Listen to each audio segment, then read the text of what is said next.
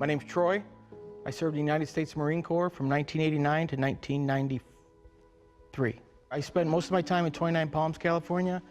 A couple times I deployed overseas, 3 or 4 times in some different zones. Philippines, Okinawa. My name is Liam, and I'm his son. The military was tough, physically and mentally, but it fit right into where I was at that point in my age. What was tough is when I got done, all of a sudden, I'm no longer a Marine. So a lot of my challenges had to do with reacclimating myself, being around people again, well, civilian people. I had a lot of anxiety. I would worry about something, and it would be like it was circling the drain and getting bigger and bigger and bigger and bigger until there got to be a point where I lashed out at people. I lashed out at his mom. I lashed out at the kids. I come home, the lawn's not cut. I'm furious. Silly stuff like that. Everything had to be perfect. And when it wasn't, I let that really bother me. As time went on, it cost me my relationship with my wife. With my children, I wasn't always the best I could be. I just became impossible to deal with. There was no pleasing me. I used to thrive on pressure, and it would seem like when a whole lot of pressure would hit where I normally used to be my best, all of a sudden I'm just, can't come up with nothing, can't think straight, can't do anything. So as that started to happen, my wife did some research and found, somebody in the community that I could go see, a psychiatrist, for him to give me some medicine, and my nerves were less stressed. Me being so young, I'm only 23 now. I didn't really see, maybe what was going on, really. I just knew he'd be angry, irritable when he came home, like he said.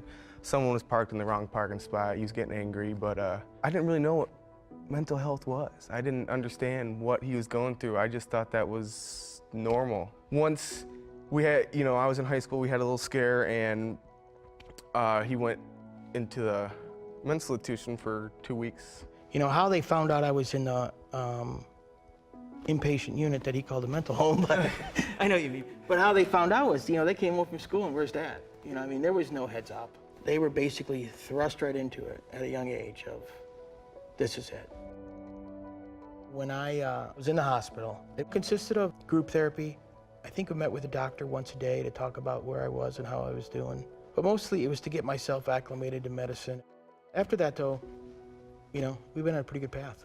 It was just a better change when he came out of there. You could just tell his mentality, the way he looked at things. Once he understood what was actually going on, it was 180-degree change.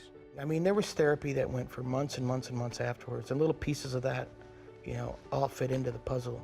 I made a lot of changes, and I decided that I wasn't going to let the things bother me anymore that used to bother me. And when something does bother me, I have a few different things I do to try to alleviate the pressure. Before he went into the inpatient, we didn't talk. We were always, the whole family was edgy. We just couldn't, we really couldn't talk to each other. The thing is to talk. Talk. Yeah. Talk about anything. Just start talking. My dad's my rock, and I know he's helped me get through a lot of stuff, and I know I helped him get through this time, so it was the least I could do for everything he's given me. Without support, I can't imagine that I'd have been able to get to where I am today. If I can help anybody out, that'd be the great thing. I feel like the VA saved my life X amount of years ago, and I've always wanted to give back. So that's what it's about. Being able to make people realize that if 2 guys like him and I can come on here and talk about it, then everybody should be able to.